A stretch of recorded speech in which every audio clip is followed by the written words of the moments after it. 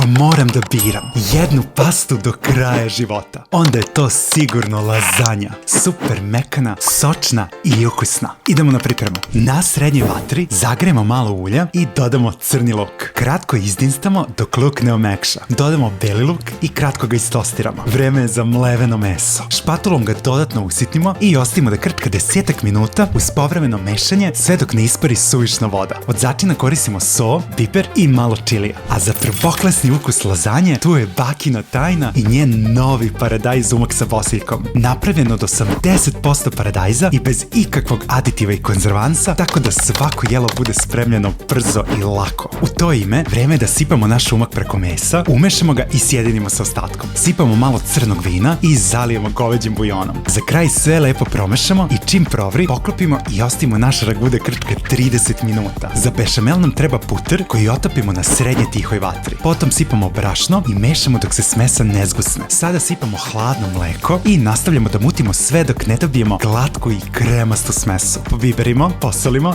i dodamo malo parmezana. Još jednom promešamo, sjedinimo i bešamel je spreman. Sklonimo sa vatre i dočekiramo ragu. Baš ovakvu teksturu želimo. Sklonimo sa vatre i spremimo veću i nauljenu posudu u koju sipamo manju količinu ragua i ravnomerno rasporedimo. Sada ide red lazanji, pa jedan pozamašni sloj ragua, zatim naš bešamel sos, lepo ga rasporedimo i vreme je za velikodušni sloj rendanog sira. Ponavljamo postupak dok ne potrošimo sve sastojke. Finiširamo parmezanom, prekrijemo folijom i ide u redno na 45 minuta. Lazanja je pečena. Vreme je da isečemo sebi jedno velikodušno parče, serviramo, dodatno prelijemo našim umakom i uživamo u najukusnijoj lazanji koju ste probali. Prijatno!